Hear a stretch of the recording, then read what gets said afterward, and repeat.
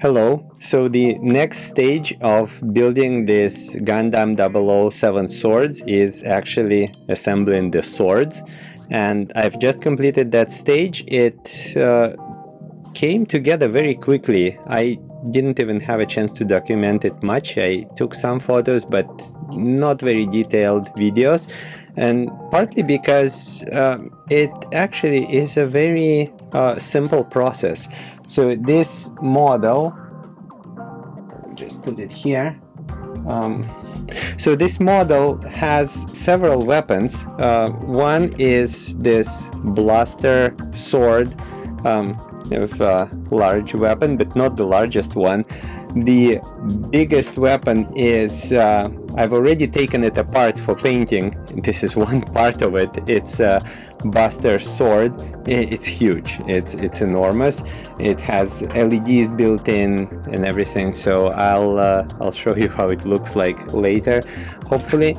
It also has these two weapons, which are very nice. This is called, according to the manual, GN Sword 2, like a Roman numeral 2, GN Sword 2 long, and this is the GN Sword 2 short. And once I've noticed the irony in the name, I just cannot unsee it anymore. So this is the sword 2 long, and this is the sword 2 short. So apparently this guy doesn't have the right length sword for itself, like Goldilocks. Anyway, so this is, I don't know, maybe I'm easily amused, but this is pretty funny to me. So this weapon is just going to be mounted on the hip in my case, and this is a unique feature. So this short sword, it has a detaching tip which can be thrown like a shuriken, and it has a cable that, according to the lore, can envelop an enemy and be pulled back, something like this. The model kit has a wire that imitates that cable, so I put it in this position, and I'm going to have the model hold this in the left hand. The posing of the thing is a little bit of a challenge. This whole unit is fully posable, so all the joints are movable. Some of them can be locked using the condenser units.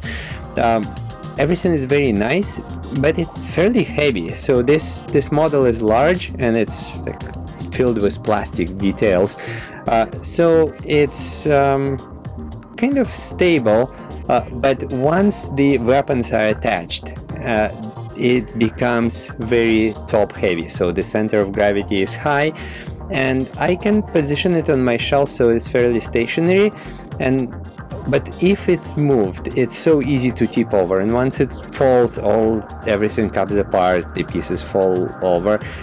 They're not broken per se, but they have to be reattached, and that what held me up at this stage. Before taking the model apart for painting, I wanted to take nice photos of it, and stationary photos were not a problem.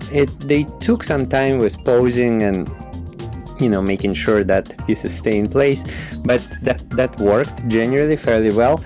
But video, I wanted to place it on a turntable and shoot a video from multiple angles, and the balance of the unit with the weapons attached is so precarious. So when it reaches a certain tipping point, it just starts falling, and I catch it, everything comes apart, I need to put it back together.